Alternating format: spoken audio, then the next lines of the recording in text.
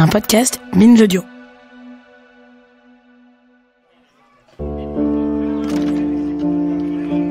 Il a suffi que Amina franchisse une seule fois le portail du centre de santé de Danissa pour que sa vie bascule à jamais. Amina, c'est une maman lumière. Les mamans lumière sont les personnes clés d'une initiative lancée par MSF depuis une dizaine d'années, les foyers d'apprentissage, de réhabilitation et de prévention nutritionnelle. Ces femmes sont identifiées dans leur communauté pour leur capacité à bien s'occuper de la santé de leurs enfants. Elles sont chargées d'encourager d'autres mères à adopter ces pratiques en leur expliquant les avantages. Depuis qu'elle a été reconnue pour ses bonnes pratiques, Amina a suivi une courte formation. Elle a appris notamment comment parler devant un public, car à 25 ans, cette maman de 3 enfants anime un atelier de cuisine se déroulant sous un petit préau. L'atelier est libre et ouvert à toute personne présente à l'intérieur du centre de santé. Amina accepte que je la dérange avec mes questions pendant qu'elle délivre avec pédagogie une leçon magistrale de cuisine. Dans l'assistance ce matin-là, une 50aine de mamans assises sur des tapis de sol. Elles observent avec attention chaque geste d'Amina. Leur but est de comprendre le secret d'une bouillie nutritive faite à base de farine de maïs, d'un peu de sucre et d'eau. Une recette essentielle pour donner plus de chances de survie aux enfants de ces femmes souffrant de malnutrition modérée pour la plupart. Amina porte une blouse rose et un masque chirurgical. Ses cheveux sont emmitouflés dans une charlotte. Elle utilise une grande spatule métallique qu'elle remue de temps en temps à l'intérieur d'une énorme marmite.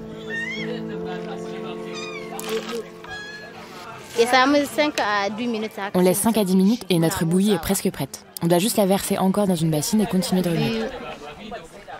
Donc ça veut dire que tout ce que vous êtes en train de faire là, les mamans peuvent faire exactement la même chose chez elles? Oui, tout à fait, elles peuvent le faire. Et à la fin de l'atelier, on prend un moment pour échanger. On fait une série de questions-réponses pour être sûr qu'elles aient bien compris le processus. Alors depuis combien de temps vous êtes maman lumière? Ça fait 1 an. On m'a choisi. Un docteur m'a expliqué ce qu'il fallait faire et m'a demandé si je m'en sentais capable.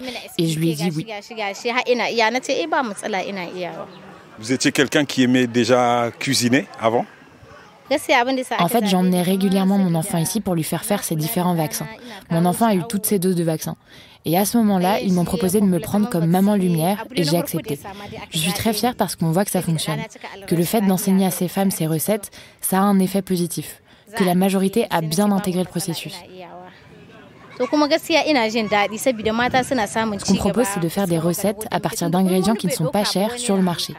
On veut leur montrer que bien manger, ce n'est pas juste l'affaire des familles aisées. Ce sont des recettes simples et accessibles qui sont dans nos traditions. Et toutes ces femmes trouveront toujours à la maison des solutions si un ingrédient venait à manquer.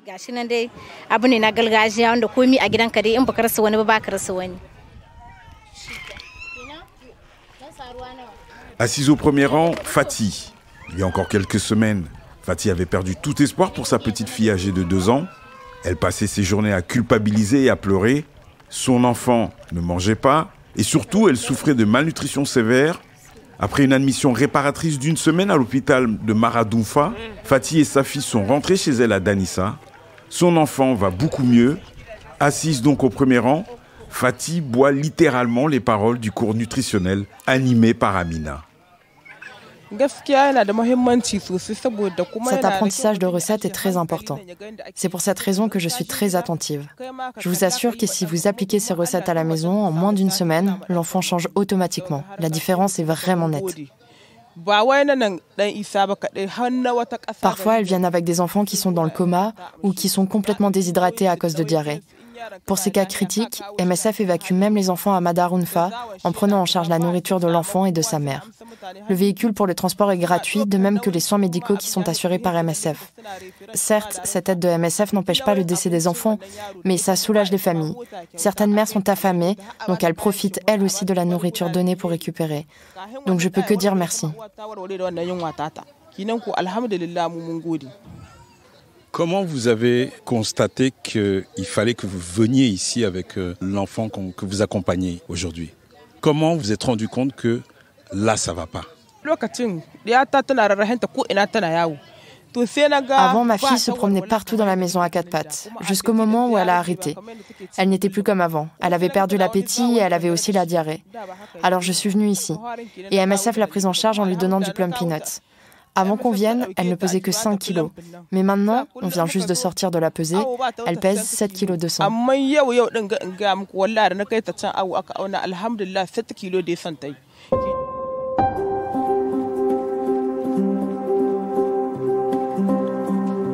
Désormais, la fille de Fatih vient en consultation de routine pour recevoir des rations de plum peanuts au centre de santé de Danissa. Fatih a retrouvé le sourire. Surtout, elle a bien compris qu'elle va devoir modifier le régime alimentaire de sa fille. Jusque-là, la petite mangeait les mêmes plats que ses parents et ses grands frères et grandes sœurs, des repas à base de mil et de sauce à partir de feuilles de baobab. Mais Fatih sait que l'équilibre de sa fille est fragile. Elle a vu d'autres enfants rechuter et mourir malgré les soins et le soutien du programme de MSF. En arrivant ici, on m'a sensibilisée sur la malnutrition. Les médecins infirmiers m'ont demandé comment j'avais pu laisser ma fille dans cet état. Je leur ai dit que même moi, j'avais honte de la situation.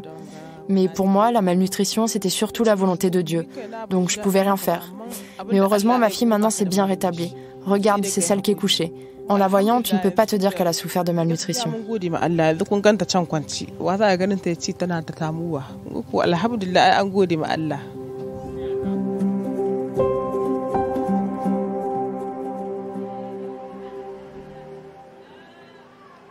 À quelques dizaines de mètres de l'atelier de cuisine, Daouda, le superviseur des infirmiers, organise l'évacuation d'enfants souffrant de malnutrition aiguë en direction de l'hôpital de district à Madarumfa. Bébés sur leurs genoux, 7 mamans sont assises à l'arrière du véhicule de MSF. Avant de donner son feu vert, Daouda échange avec le chauffeur sur l'état de la route. Le superviseur a le dernier mot sur le meilleur trajet à prendre et il décide toujours en fonction de l'état de santé des enfants. En fait, on voudrait un peu écourter le trajet, quoi. Puisque maintenant, ça fait 3 jours que ça a beaucoup plu. Donc la route est coupée. Donc maintenant, on va voir avec le chauffeur. On va checker avec lui si la route est bonne comme ça. On coupe le trajet pour les patients pour qu'il arrive rapidement au niveau de Madarumfa pour la prise en charge.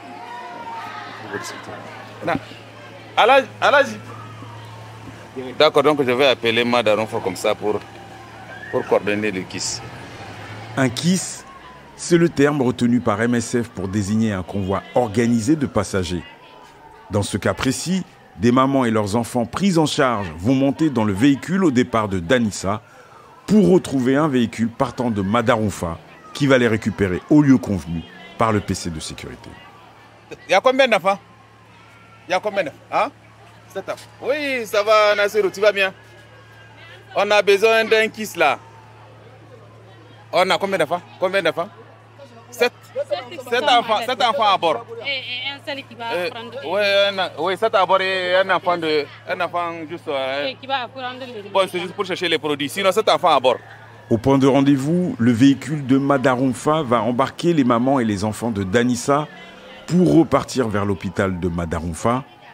Le véhicule venant de Danissa, lui, va être rempli de cartons de plum peanuts, des aliments thérapeutiques destinés au centre de santé de Danissa.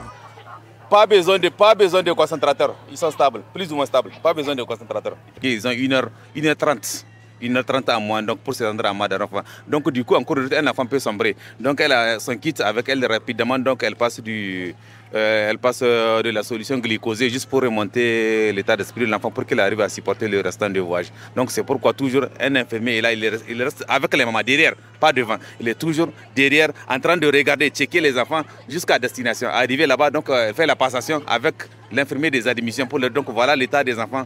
Donc elle a référé en cours de route. Donc bon, il arrive en cours de route qu'un enfant décède. Là, on n'a pas le choix malheureusement, donc on fait le constat et on retourne avec la maman jusqu'ici et on l'aide à trouver un moyen de transport qui va l'acheminer chez elle. C'est ça au fait, ouais. Donc c'est vraiment un voyage clé, ce voyage-là, ce transfert ambulatoire. Oui, en tout cas c'est un voyage clé, puisque dedans vous allez trouver donc plusieurs types de pathologies. Souvent il y a des enfants anémiés, donc du coup il faut l'envoyer rapidement là pour qu'il soit pris en charge. Vous allez trouver des enfants avec des détresses respiratoires, des enfants donc malnutris sévères, des enfants déshydratés sévèrement qui ont besoin d'être rapidement pris en charge là-bas. Donc c'est un voyage clé. C'est pourquoi ils sont toujours accompagnés par un infirmier qui est là derrière en train de checker, voir. En dehors du kit de référence, il y a la malle d'urgence aussi qui sert pour les références. Donc on l'utilise parfois en cours de référence aux besoins. Ouais. Un nouveau cas d'enfant en détresse se présente. Le superviseur Daouda discute sur le côté avec l'infirmière. Celle-ci va assurer la surveillance médicale à l'intérieur du véhicule qui va rejoindre l'hôpital de Madarounfa. Maintenant, par exemple, je viens d'avoir un enfant dont j'ai s'affiche sous mes mains. Donc, c'est un paludisme grave. L'enfant est somnolent. Donc, je serai obligé d'aller voir dans le véhicule, checker les enfants. Voir un enfant qui semble plus ou moins stable. J'explique à la maman. Elle va aller dans le prochain véhicule. Donc, maintenant, je la fais descendre.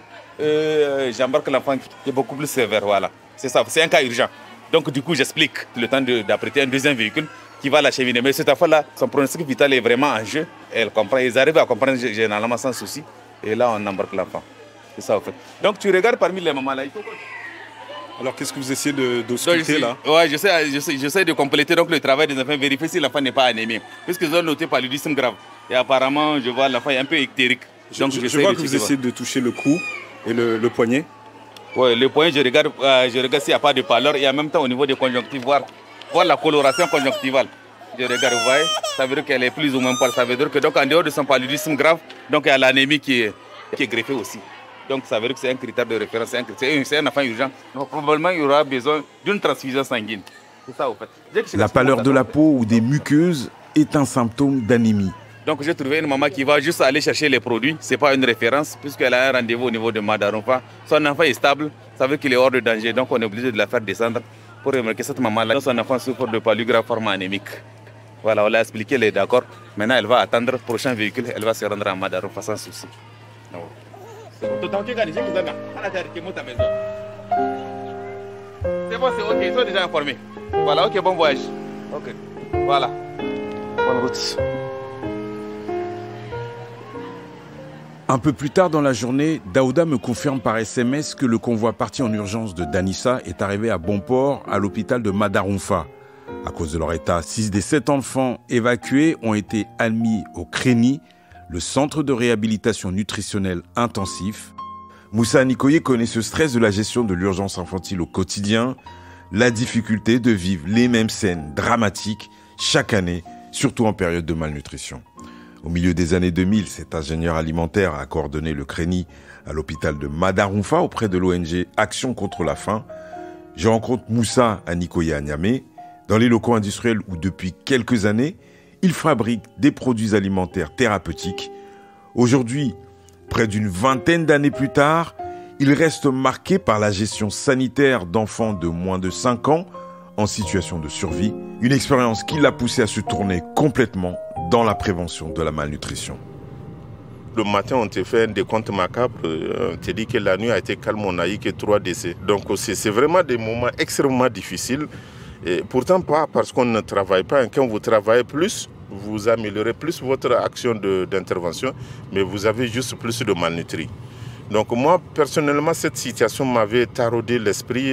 J'ai essayé de trouver une solution dans ma tête et je me suis dit, bon, le meilleur moyen, c'est d'investir, enfin, en tout cas, c'est de s'investir dans la prévention de la malnutrition.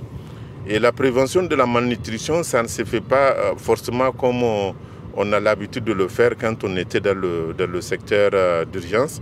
Parce que là, nous, on fait tout sauf urgence. Après, c'est pas que je dis ce que les urgentistes font est nul, hein. C'est même une très bonne chose, ça sauve des vies humaines. Mais on doit faire côtoyer les deux gestes en même temps. La prévention de la malnutrition d'abord. Ensuite, ceux qui échappent au filtre, qui tombent dans la malnutrition, on les traite. N'oubliez pas qu'un enfant qui fait une crise de malnutrition perd 15% de ses capacités psychomoteurs. Et si c'est dans les 2 premières années, c'est irréversible. Donc pour dire, enfin, ce n'est pas une histoire de blague, quoi. Quand tu connais ces éléments-là et tu vois le nombre d'enfants qui tombent dans la malnutrition, tu te demandes comment on est en train de se préparer pour l'avenir. Et ça doit interpeller tout le monde, aussi bien nos autorités que nos communautés elles-mêmes, nos leaders locaux. Tout le monde doit s'y mettre. Et il y a dans le jargon ce qu'on appelle le cycle intergénérationnel. Un enfant qui est malnutri, qui a un retard de croissance et qui se marie de manière précoce, donnant naissance à un autre enfant malnutri, c'est un cycle de malnutrition qui risque de s'installer et qui sera très difficile à enrayer.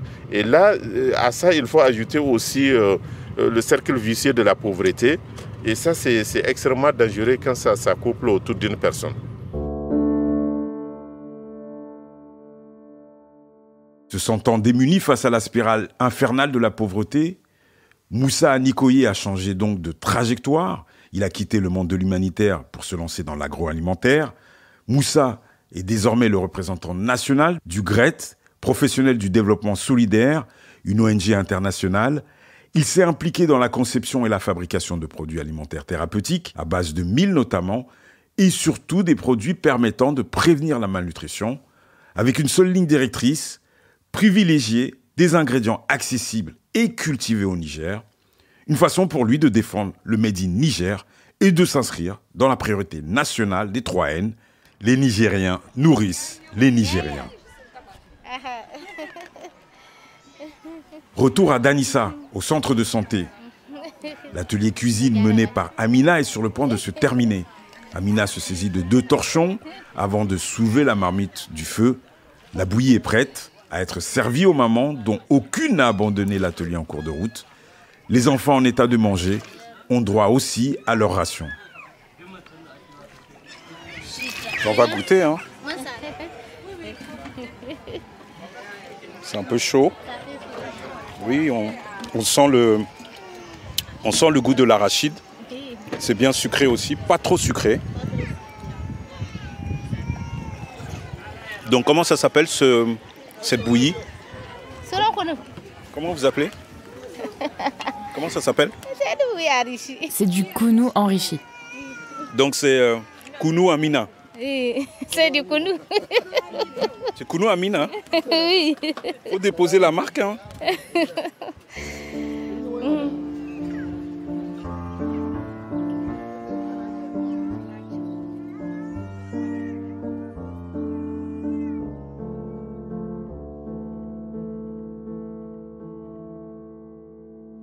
À suivre.